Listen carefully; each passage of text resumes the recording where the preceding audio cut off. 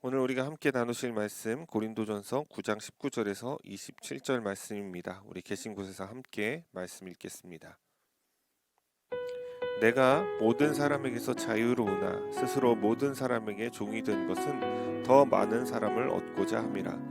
유대인들에게 내가 유대인과 같이 된 것은 유대인들을 얻고자 함이요 율법 아래에 있는 자들에게는 내가 율법 아래에 있지 아니하나 율법 아래에 있는 자 같이 된 것은 율법 아래에 있는 자들을 얻고자 함이요 율법 없는 자에게는 내가 하나님께는 율법 없는 자가 아니요 도리어 그리스도의 율법 아래에 있는 자이나 율법 없는 자와 같이 된 것은 율법 없는 자들을 얻고자 함이라. 약한 자들에게 내가 약한 자와 같이 된 것은 약한 자들을 얻고자 함이요 내가 여러 사람에게 여러 모습이 된 것은 아무쪼록 몇 사람이라도 구원하고자 함이니 내가 복음을 위하여 모든 것을 행함은 복음에 참여하고자 함이라. 운동장에서 다름질하는 자들이 다 달릴지라도 오직 상을 받는 사람은 한 사람인 줄을 너희가 알지 못하느냐? 너희도 상을 받도록 이와 같이 다름질하라. 이기기를 다투는 자마다 모든 일에 절제하나니 그들은 썩을 승리자의 관을 얻고자 하되 우리는 썩지 아니할 것을 얻고자 하노라. 그러므로 나는 다름질하기를 향방 없는 것 같이 아니하고 싸우기를 허공을 치는 것 같이 아니하며 내가 내 몸을 쳐 복종하게 함은 내가 남에게 전파한 후에 자신이 도리어 버림을 당할까 두려워함이로다. 아멘. 할렐루야. 한 주간 잘 지내셨습니까? 저는 오늘 이 말씀을 가지고 빼앗길 두려움이 필요한 그리스도인이란 제목으로 함께 말씀을 나눌까 합니다. 여러분, 황산벌 전투라는 것을 아십니까? 바로 이 전투 장면을 좀 그린 그림인데요. 계백 장군이 이제 백제편이었죠. 계백 장군이 나당 연합군이 침략해오자 약 5천 명의 결사대를 조직해서 전쟁에 나선 것입니다. 이때 계백 장군은 이 출정 시기에 앞서서 사랑하는 아내와 자식들의 목을 베게 됩니다. 그것을 계기로 사기가 올라오죠. 그래서 계백은 4번의 전투에서 모두 승리했습니다. 그러나 결국엔 수적인 열세를 극복하지 못하고 장렬하게 전사하고 맙니다. 이 손자병법이라는 것에도 보면 배수의 진이라는 이야기가 나옵니다. 배수의 진은 등배자를 써서 내 등 뒤에 물을 두었다라는 내용이죠.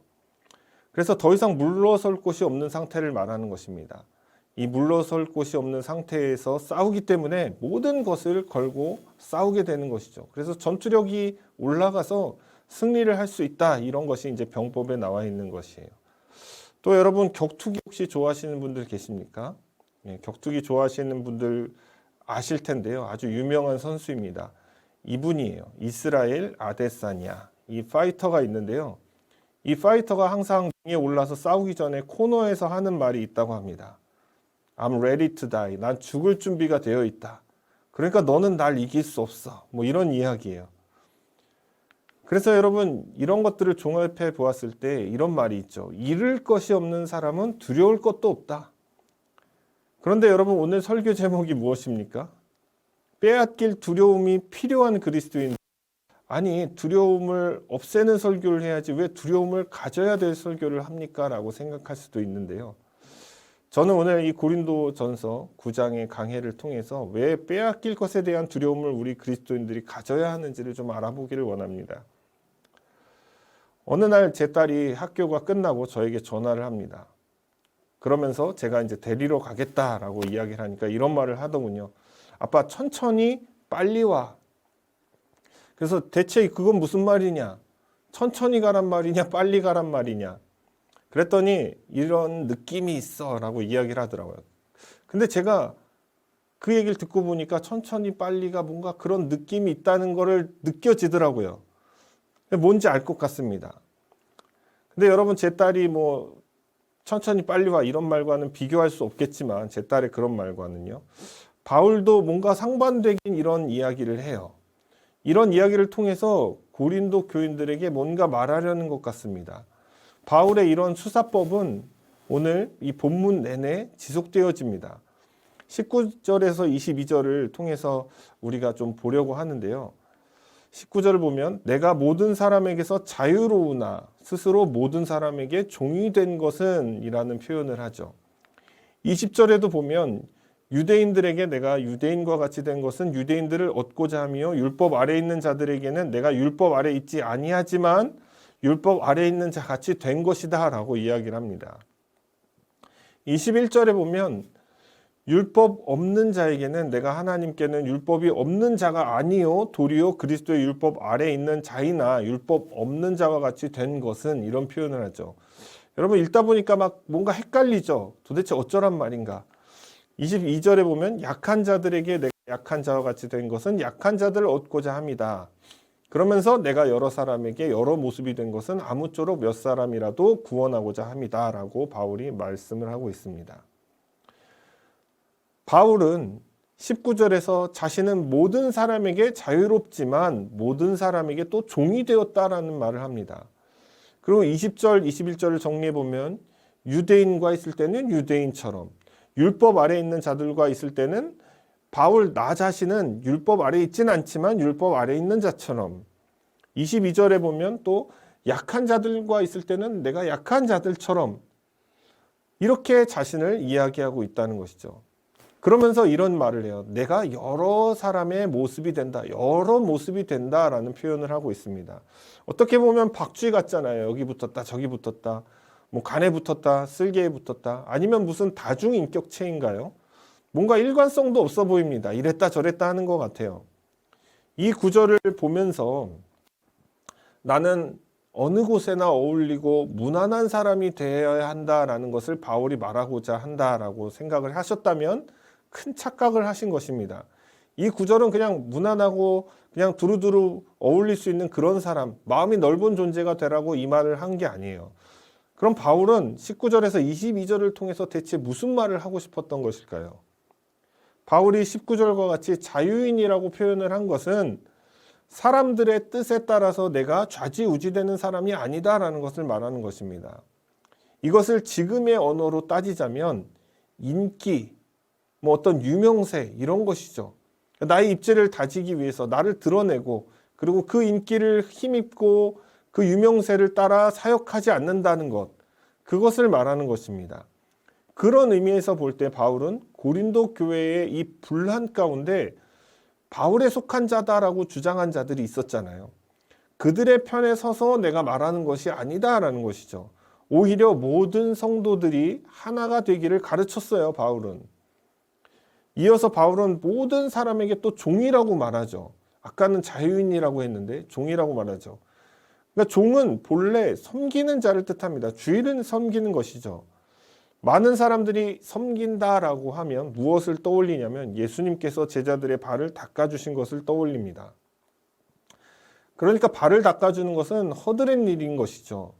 그러니까 허드렛 일을 하고 화장실 청소를 하고 쓰레기를 줍고 그리고 사람들에게 굽신굽신해야 된다. 이것이 바로 섬기는 자다라고 생각을 하시는데 바울이 말하는 이 섬김, 그리고 성경 전체가 말하는 섬김은 그런 것을 말하는 것이 아닙니다. 허드렛 일이나 뭐 남이 하기 싫어하는 일들을 도맡아 하는 그런 것만이 섬기는 거라는 것이 아니라는 것이죠. 바울은 자신이 종이 되어 섬긴다라는 말을 하려는 이유는 뭐냐면 자신의 권리를 내려놓겠다라는 이야기를 하는 거예요.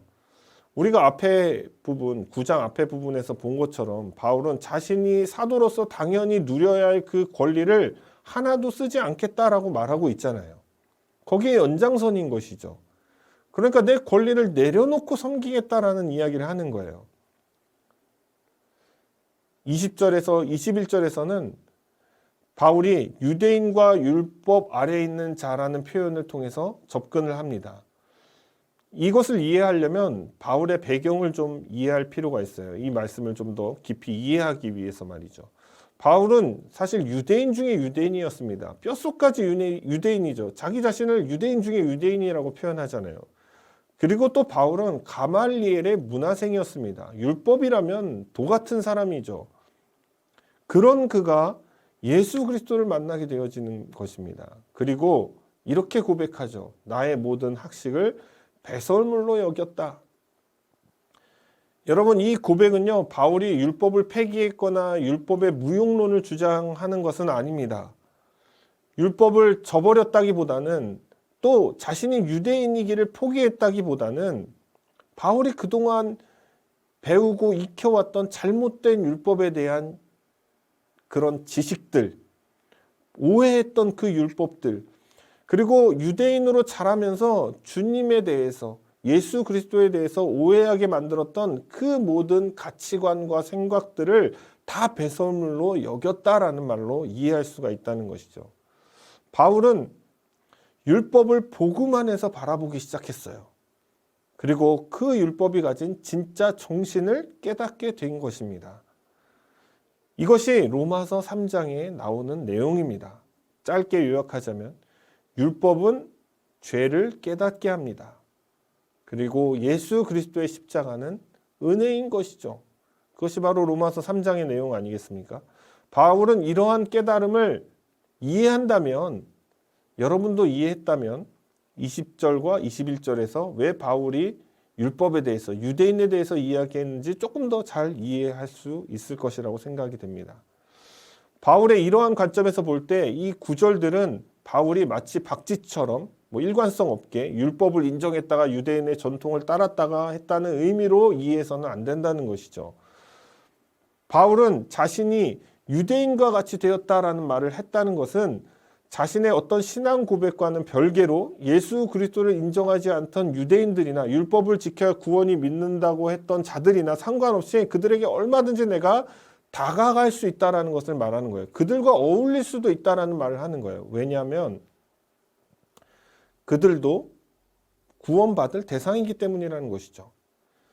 이것은 고린도 교회가 한 그리스도 안에서, 한 예수 그리스도 안에서, 또 한 교회 공동체 안에서, 한 복음의 진리 안에 있음에도 불구하고 서로 분열하고 당을 짓고 싸웠던 것들을 생각하면 여러분 시사하는 바가 크다는 것입니다. 아마도 바울은 이런 생각하지 않았을까요?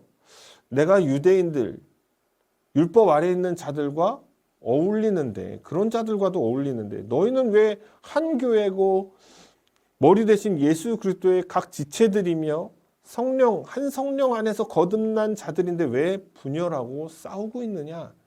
이런 생각을 하지 않았을까요? 방금 설명드린 그 내용들로 미루어 보았을 때 바울은 자신의 이런 변화무쌍한 태도가 다양한 사람들에게 다가가기 위한 것이라는 것을 우리는 알 수가 있습니다. 그렇다면 왜 다가가야만 했을까요? 왜 그들과 어울려야만 했을까요? 그 이유는 바로 얻고자 함이다라는 말로 우리가 이해할 수가 있습니다. 도대체 무엇을 얻고자 하는 것일까요? 9절 말미마다 나오잖아요. 얻고자 합니다. 바로 사람을 얻고자 하는 것입니다. 내 사람이 아니라 주님의 사람 말하는 것이죠. 그 진짜 의미는 조금 더 진전시켜 보았을 때 22절과 같이 아무쪼록 몇 사람이라도 구원하고자 합니다 라는 것을 통해서 알 수가 있는 거예요. 그러니까 다시 정리해 보면 바울의 이러한 태도들은 어떤 모순이나 일관성이 부족한 것이 아니라 단 몇 사람이라도 얻고자, 구원하고자 하는 바울의 노력이라는 거예요. 그래서 그 사람들과 어울려야 된다는 거예요. 바울이 얻고자 하는 사람, 그 구원의 대상을 크게 두 가지로 우리는 분류해서 생각할 수가 있습니다. 이 본문에도 크게 두 가지 의미로 쓰여져 있는데요. 첫 번째는 교회 안에 있는 자들을 얻고자 하는 것이죠. 두 번째는 교회 밖에 있는 자들을 구원하고자 하는 거예요. 교회 안은 말 그대로 교회를 다니고 있는 성도들을 말하는 것입니다. 고린도 교회 안에도 율법을 지켜야만 구원이 있다고 믿는 자들이 있었습니다. 예수 그리스도와는 별개로 율법을 지켜야 된다고 생각했던 모양이에요. 그런 주장을 하는 대부분의 성도들도 유대인이었죠. 그 대표적인 주장의 케이스가 뭐냐 하면 할례예요. 할례. 할례를 받아야 한다. 구원의 징표로 받아야 한다라고 주장하는 입장이었어요. 반대로 여러분, 유대인이 아닌 자들 가운데 율법을 전혀 모르는 상태에서 교회를 다니는 사람들도 있었다는 거예요. 복음을 듣고.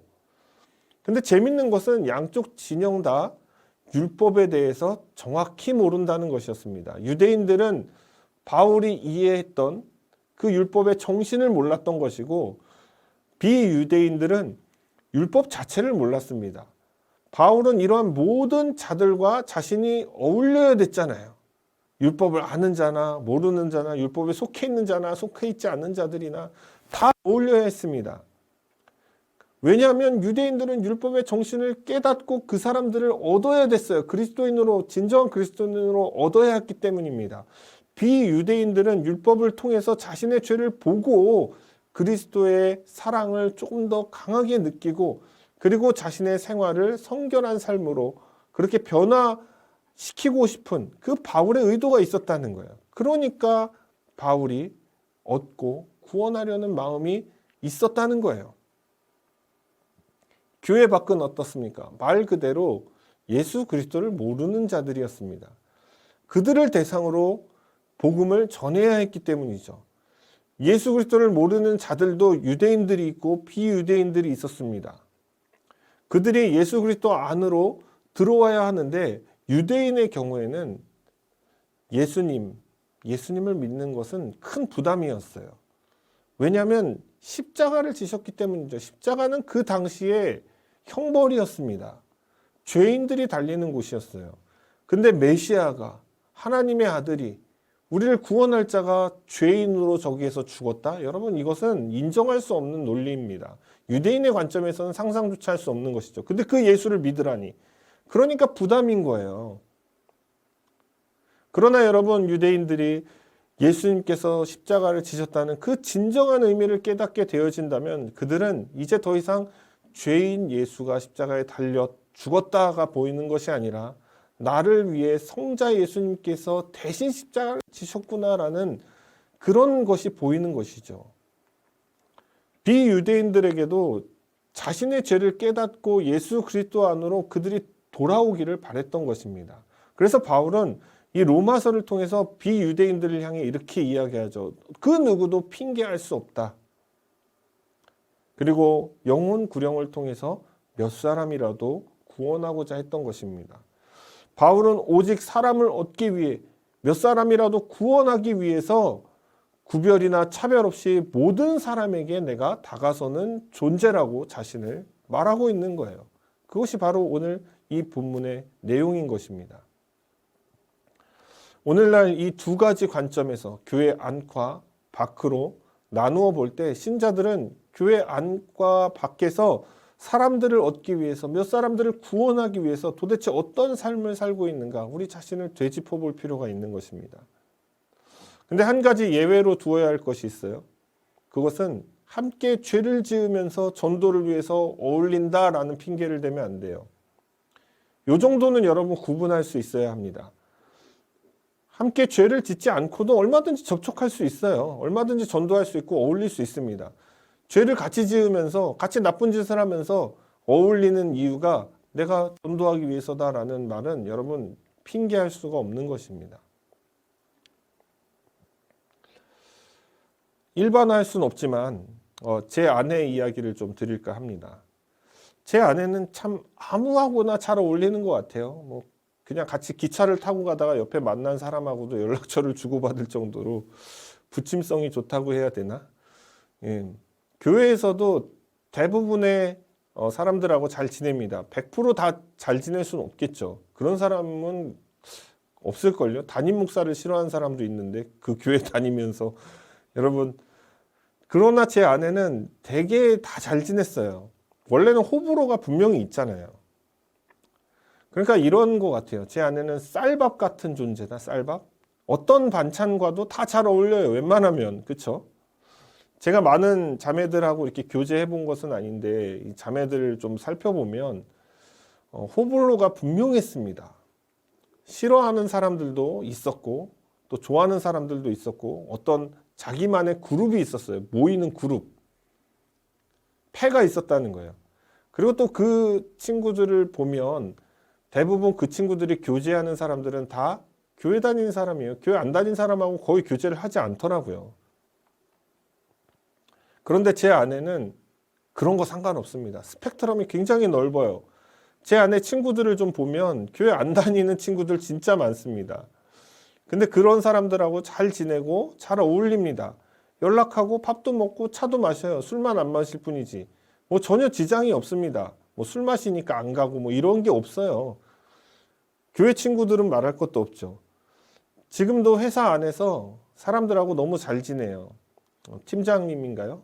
뭐 센터장님인가요? 누군가 하여튼 되게 좋아합니다. 그냥 잘 지내는 정도가 아니라 제 아내는 그걸 넘어서서 그 친구 상담도 해주고 또 기회가 되면 복음도 전해요. 정말 바울의 말처럼 몇 사람이라도 구원하기 위해서 애쓰는 것처럼 보입니다. 어쩌면 바울의 삶하고 비슷한가? 뭐 감히 비교할 수는 없겠지만 제가 느끼기에는 참 부럽기도 하고 어떤 면에서는 그런 부분이 존경스럽기도 합니다.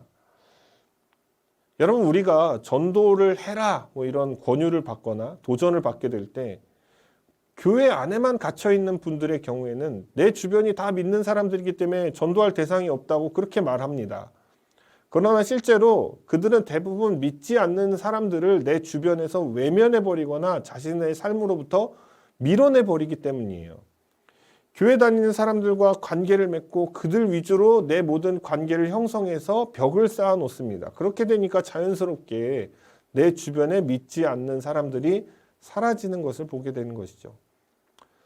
제프 오지 목사님의 책을 보면 선교사처럼 살라 이런 책이 있는데요. 거기에 보면 내가 있는 그 공동체에 당신이 파송되었다는 그 관점을 받아들여라 라고 말을 하고 있습니다. 저와 여러분은 파송된 자라는 것을 명심해야 된다는 거예요. 여러분에게 허락된 그 공동체 안에서 그리스도의 선한 영향력을 불어넣기 위해서 여러분들이 파송되었다는 거예요. 교회도 마찬가지예요. 교회라는 공동체를 하나님께서 허락하신 것은 그 안에서 그리스도의 선한 영향력을 불어넣기 위해서 여러분을 그곳에 또한 파송하신 것입니다. 교회라고 파송이 안 된 게 아니에요. 여러분, 교회는 어떤 곳입니까? 다양한 사람들이 모이는 곳이에요. 그곳에서 구원의 여정을 시작합니다. 함께 그리스도의 사랑의 온기를 나누기를 원합니다. 그런데 여러분, 우리나라의 교회는 어떻습니까? 세대 간의 갈등이 심각합니다. 미국 교회를 가보니까요, 세대 간의 갈등이 그렇게 심각하지 않더라고요. 어른과 아이가 같이 밥을 먹으면서 대화를 해요. 근데 우리나라는 어른들 모여서 먹고 아이들 모여서 먹고 완전히 구분되어 있습니다. 이런 세대 간의 갈등 때문에, 문제 때문에 어른들과 청년들이 전혀 교제하지 않는 단절된 상태가 이어지죠. 저도 사역을 하다 보면 어르신을 대할 때도 있죠. 그리고 또 청년들을 만날 때도 있습니다.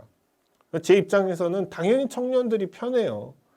먹는 음식도 뭐 비슷하고 같이 먹고 나서 또 차도 마시고 이것도 다 비슷하고 뭐 세대가 그렇게 차이가 안 나서 그런지 모르겠는데 비슷비슷합니다. 말도 잘 통해요. 뭐 서로 관심 있는 이슈가 비슷하니까. 그런데 여러분, 어른들은 어떻습니까? 완전히 다릅니다. 입맛도 달라요. 어른 입맛 뭐 이런 거 있잖아요. 하루는 어떤 권사님이 전사님, 제가 맛있는 음식을 대접해 드릴게요. 그러면서 저를 불러내셨어요. 참고로 저는 굴을 진짜 못 먹거든요. 굴의 그 비릿한 그 냄새가 너무 싫어서 못 먹습니다. 식감도 별로 안 좋고 그나마 라면에 막 넣어서 끓여 주어야 먹을 정도예요. 그런데 그 권사님이 굴을 사주시는 거예요. 정말 비싼 음식이죠. 사실 그 권사님 입장에서는 최선을 다해서 저를 섬기신 겁니다. 저는 굴을 싫어하는데 전 진짜 뷔페 이런 거 생각하고 왔거든요. 뭐 호텔 뷔페 이런 거 사주나 보다. 너무 좋아 이러고 뭐 아니면 뭐 회까지는 오케이. 근데 굴을 주실 줄은 몰랐죠. 그런데 여러분, 저는 어떻게 했습니까? 어울리기 위해서 그분의 성의를 제가 받아들여야 되니까 예의를 지키기 위해서 초장을 그냥 듬뿍 찍어서 먹었어요. 그러니까 초장 맛으로 먹은 거죠. 참고 다 먹었어요. 여러분, 저는 이런 거라고 생각해요. 교회는 이래야 된다고 생각합니다. 서로 맞춰주는 곳이어야 된다. 서로 다른 것들을 좀 존중하면서 한 몸을 이루기 위해서 맞춰주는 곳이 바로 교회가 되어야 한다라고 생각을 합니다. 내 주장을 펼치고 내가 좋아하는 것을 하는 것이 아니라 맞춰주고 한 몸이 되기 위해서 노력하고, 그리고 그곳에서 갈등을 줄이려고 할 때에 비로소 교회는 그리스도의 사랑을 나눌 수 있는 공동체가 된다는 것이죠. 또 이런 질문들이 있어요. 너는 웨슬리안이냐 칼빈주의냐. 저는 이 두 진영의 사람들과 다 잘 어울리려고 노력하는 편입니다. 사실 이 두 진영, 웨슬리안, 칼빈주의는 신학적 대척점에 놓여져 있는 그런 핫하면서도 오래된 그런 상태인 것이죠. 어떤 유튜브에서 이 토론을 주제로 토론 배틀을 하는 걸 보았는데, 그러니까 토론하는 그런 유튜브죠. 근데 이 두 가지를 끌고 와서 토론을 시키더라고요. 이게 사실 몇 세기에 걸쳐서 서로 대척점을 놓고 싸우던 두 진영인데 이 싸움을 붙여놓으니까 되게 재밌는 거예요. 그래서 제가 열심히 봤거든요. 근데 저는 사실 설교할 때 어떤 웨슬리안적인 해석만을 추구한다거나 뭐 아니면 칼빈주의적인 해석을 추구하지 않습니다. 성경은 성경 그 자체로 봐야 되는 것이죠. 때로는 그 본문이 말하는 것이 웨슬리안적인 느낌이 있으면 웨슬리안적인 설교를 할 수도 있는 것이죠. 칼빈주의적인 이야기라면 칼빈주의적인 이야기를 할 수 있습니다. 근데 칼비니스트들은 어떤 성격을 가지고 설교를 하냐면 칼빈주의에다 성경을 다 끼워 넣어서 이렇게 만들어 찍어내는 형태더라고요. 그러니까 되게 오류가 많죠. 어떤 분이 저한테 그렇게 말해요. 너 양쪽 진영 자꾸 왔다 갔다 하지 말고 하나를 선택해라. 그래서 저는 선택을 못하겠다. 저는 성경적인 것을 선택하겠다. 이렇게 말씀을 드리니까 그분이 칼빈주의가 성경적이다. 이렇게 말을 하는 거예요. 정말 지독한 칼비니스트였습니다. 하지만 여러분 성경을 보면요. 바울이 쓴 그 서신 안에서도 칼빈과 웨슬리안을 넘나듭니다. 그래서 여러분 웨슬리안도 바울 신학을 연구하고요. 칼빈도 바울을 중점적으로 봐요. 근데 이 두 가지가 거기 안에서 컴플릭이 된다라고 생각하는 게 아니라 그 두 가지가 동전의 양면처럼 있는 거예요. 그러니까 하나인 것이죠. 근데 그것을 사람들이 어떤 이론을 만들고 신학을 만들어내서 둘이 싸운다? 여러분 이것은 비성경적인 것이라고 생각합니다. 진짜 성경적인 것은 성령이 이렇게 말하면 이쪽을 이야기해야 되고 저쪽을 말하면 저쪽을 이야기하는 게 맞는 거예요. 그 둘은 절대 부딪히는 것이 아닙니다. 상호 보완되는 것이죠. 저는 이것을 성경적이라고 주장을 하는 것입니다. 자, 일단 바울이 고백했던 것처럼 단 몇 사람이라도 구원하기 위해서 그리고 사람을 얻기 위해서 이렇게 저렇게 여러 가지 모습으로 자기가 변화무쌍한 태도를 갖고 접근한다라고 고백을 한 것이죠. 그래서 바울은 지금까지 여러 모습이 된 이유를 설명한 것입니다. 그리고 이것을 바울은 무엇이라고 말하냐? 이런 삶이 바로 복음적인 삶이다라고 말을 하고 있습니다. 23절을 한번 볼까요? 내가 복음을 위하여 모든 것을 행함은 복음에 참여하고자 합니다. 내가 이와 같이 율법, 유대인, 그리고 약한 자, 변화무쌍하게 이렇게 저렇게 자꾸 그런 삶을 태도를 보이는 것은 복음적인 삶이라는 거예요. 복음에 참여하고자 했다는 거예요. 여기서 바울은 26절을 통해서 그렇다면 복음적인 삶이 무엇인가? 어떻게 살 때 복음적인 삶이 가능해지는 것인가를 비유를 통해서 설명하고 있습니다. 24절부터 볼까요? 운동장에서 다름질하는 자들이 다 달릴지라도 오직 상을 받는 사람은 한 사람인 줄을 너희가 알지 못하느냐? 너희도 상을 받도록 이와 같이 다름질하라. 이기기를 다투는 자마다 모든 일에 절제하나니 그들은 썩을 승리자의 관을 얻고자 하되 썩지 아니할 것을 얻고자 하노라. 그러므로 나는 다름질하기를 향방 없는 것 같이 아니하고 싸우기를 허공을 치는 것 같이 아니하며. 여러분 고린도 지역에서는요 2년에 한 번씩 아스미안 경기를 합니다. 아스미안은 이제 이스트모스도 이야기를 하죠. 고대 이제 올림피아 그리고 피티아, 네미아와 함께 이 4대 경기 중 하나예요. 4대 제전 중 하나예요. 저 사진에 보면 이 코린트라고 나와 있는데요. 그게 고린도 지역을 말합니다. 그 고린도 지역에서 이 아스미안 경기가 열렸다는 거예요. 그 경기를 예를 들어서 이제 바울이 설명하는 거예요. 그 인기 종목 중 뭐 여러 가지가 있겠지만 바울이 특별히 오늘 선택한 종목은 달리기와 격투기입니다. 레슬링과 같은 것을 말하는 것이죠. 24절에서 바울은 이 다름질의 규칙을 설명해요. 그러면서 너희도 알지 않느냐 이렇게 물어보잖아요. 그러니까 모두가 달려도 상을 받는 사람은 딱 한 사람이라는 것을 상기시키면서 말을 합니다. 그리고 너희 고린도 교인들도 그 상을 받기 위해서 다름질해 나가라라는 말을 하는 것이죠. 그런데 여러분 24절만 딱 띄워놓고 보면 성도들이 다 같이 열심히 달려도 결국 1등만 상을 받는 거 아니냐 이렇게 이해할 수 있는데요. 그래서 25절과 26절 전체를 보아야 되는 것입니다. 바울은 25절에서 이기기를 다투는 자마다 무엇을 한다고 합니까? 절제한다고 하죠. 절제한다고 해요. 그러니까 당일 승리를 위해서 여러분 운동선수들은 그 전날 컨디션 조절이라는 걸 하는 거예요. 하고 싶은 게 많잖아요. 늦게까지 TV도 보고 싶고 게임도 하고 싶고 인터넷도 하고 싶고 또 먹고 싶은 거 막 먹고 싶은데 컨디션 조절하기 위해서 수면도 충분히 취하고 그리고 그 몸에 좋은 컨디션 회복에 좋은 음식들을 섭취하는 것입니다. 그것뿐만이 아니죠. 올림픽에 참가하는 사람 어떻습니까? 4년 동안 구슬땀을 흘리는 거예요. 그 올림픽 4년마다 한 번 열리는 그 대회에서 메달을 따기 위해서 4년 동안 준비를 한다는 거예요. 자기가 하고 싶은 거, 원하는 거를 다 절제하면서 한다는 것이죠. 무엇보다 여러분, 달리기는 어디로 달려야 합니까? 내가 뛰고 싶은 부분이 많죠. 뭐 이쪽 뛰고 싶고 저쪽 뛰고 싶은데 결승점을 향해서 바로 달려야 되는 것이죠. 그러니까 바른 방향으로 달려야 한다라고 바울이 말하는 거예요. 격투기를 하는 사람 어떻습니까? 그냥 내 마음대로 허공에 주먹을 뿌린다고 해서 상대방이 맞는 게 아니죠. 정확하게 상대방을 보고 타점을 맞춰야 되는 것이죠. 모든 스포츠가 마찬가지인 것입니다. 내가 하고 싶은 대로 해서 되는 것이 아니라 절제를 통해서 내가 아껴야 될 때는 아끼고 체력을 비축할 때는 비축하면서 그 경기를 치르고 운영해 나가야 이길 수가 있다는 거예요. 바울이 말하는 것은 결국에는 24절에서 26절을 통해서 말하고 싶은 것은 1등을 해라 이 이야기를 하는 게 아니에요. 1등을 하기 위해서 무엇을 하느냐 이걸 이야기하는 거예요. 그것은 바로 절제라는 것입니다. 절제. 그러니까 여러분 복음적인 삶이라는 것은 성도들이 절제하는 삶을 말한다라는 것을 알 수가 있는 것이죠. 여러분 무엇을 절제해야 합니까?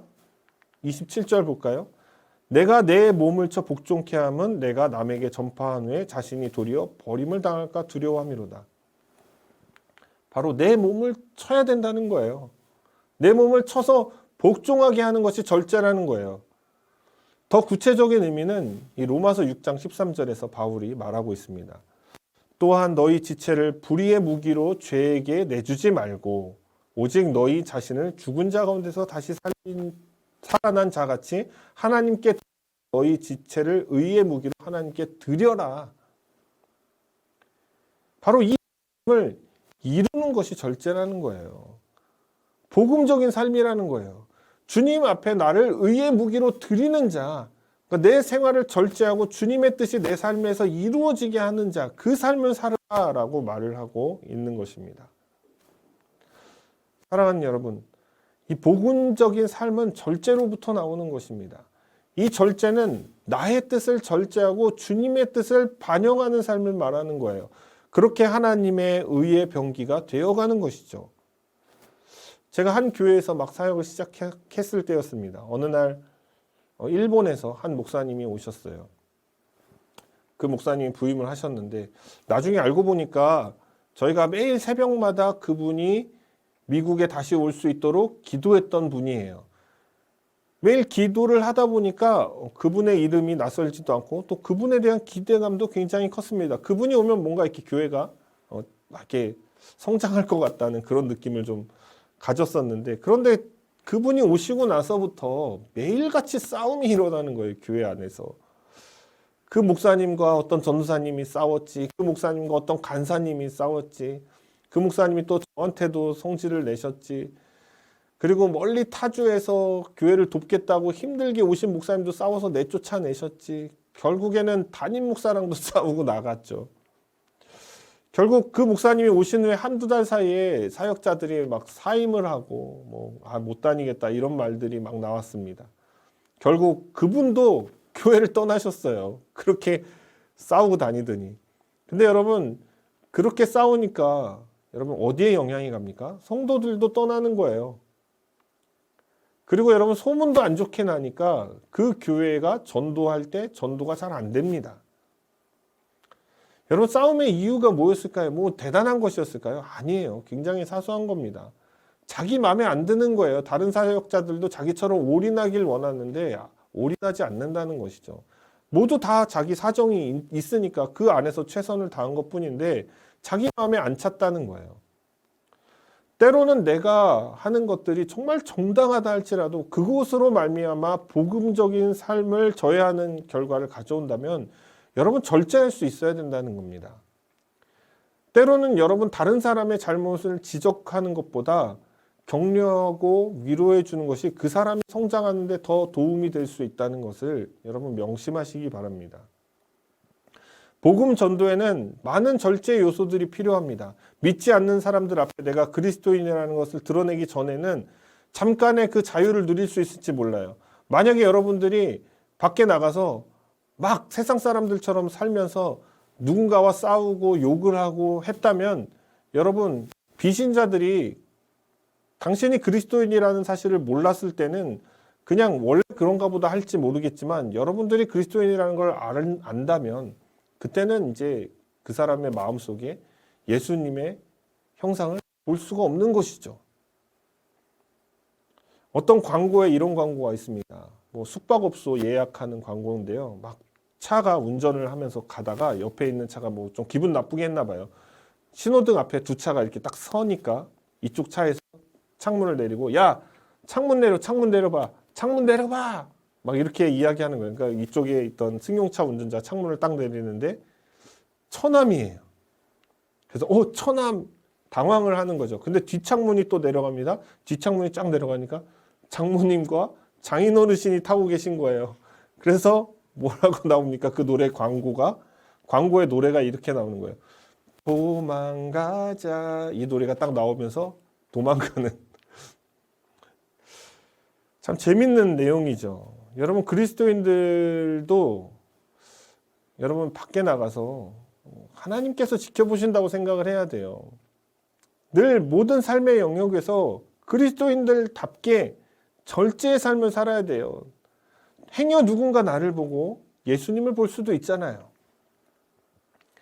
사실 저도 그런 삶을 살지 못했음을 고백합니다. 오늘 이 말씀을 통해서 좀 회개하고 그리고 다시 복음적인 삶을 살기 위해서 좀 노력하려고 합니다. 여러분들 같이 동참해 주십시오. 저는 결론을 맺을까 합니다. 바울은 27절에서 이렇게 말해요. 내가 남에게 전파한 후에 나 자신도 도리어 버림을 당할까 두려워한다. 버림을 당한다는 그 말의 원어는 아도키모스입니다. 상실하다, 이런 뜻이 담겨져 있죠.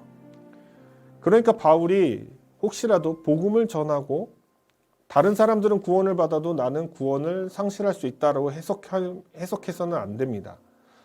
여기서 상실은 구원의 상실을 말하는 것이 아니라 문맥상 볼 때 상을 뜻하는 거예요. 상을 상실할 수도 있다라는 거예요. 바울에게 예정된 그 상 말이죠. 24절에 보면 너희도 상을 받도록 이렇게 다름질하라라는 말과 연결해서 생각할 수 있다는 것이죠. 다만 그 상을 잃지 않기 위해서 바울이 지금까지 수고하고 다른 사도들보다 수고하고 전도하면서 쌓인 그 상을 잃지 않도록 자신의 몸을 쳐서 복종케 하는 삶을 살고 있다라고 우리가 볼 수 있는 것이죠. 사랑하는 여러분, 저는 이 시대의 그리스도인들이 가져야 할 마음이 이것이 아닌가라고 생각을 합니다. 말세를 살고 있는 저와 여러분에게 꼭 필요한 마음가짐이 아닐까 생각을 한다는 것이죠. 복음적인 삶을 위해서 절제한 삶을 사는 것, 그 삶을 통해서 사람을 얻고 구원하려는 그 마음, 저는 이 마음이 이 시대의 그리스도인들에게 참 찾아보기 힘든 것 중에 하나라고 생각합니다. 그 누구도 자신을 희생하고 싶어 하지 않아요. 절제하고 싶어 하지 않아요. 복음적인 삶을 위해서 헌신하려는 마음이 별로 없습니다. 요즘 그리스도인들을 보면 하늘의 상급에 대한 관심이 별로 없어요. 그냥 지금 이 땅에서의 상급이 더 급한 겁니다. 이 땅에서 누릴 복이 더 큰 것이죠. 저는 우리에게 바울이 고백했던 그 두려움이 좀 있었으면 좋겠습니다. 그 두려움이라는 것은 복음적인 삶을 살아본 자, 공동체와 영혼을 위해서 절제해본 자만이 느낄 수 있는 두려움일 것입니다. 적어도 그런 자들에게는 하늘의 상이 예정되어 있기 때문이죠. 그러나 빼앗길 것조차 없는 상을 쌓아본 적 없는 삶을 살아본 자들은 당연히 두려움이 없는 거예요. 사랑하는 여러분, 저는 저와 여러분이 바울처럼 하늘의 상을 좀 바라보고 그 상을 빼앗길까 하는 그 두려움으로 근신하며 복음적인 삶을 사는 자, 자신의 몸을 쳐서 복종케 하는 삶을 사는 그런 저와 여러분이 되기를 원합니다. 장차 주님께서 다시 오실 때에 영원한 그 나라에서 누릴 그 상급을 위해서 오늘도 절제하며 주님의 뜻을 내 삶, 내 인생을 통해서 이루어드리는 그런 저와 여러분이 되시기를 주님의 이름으로 축원을 드립니다.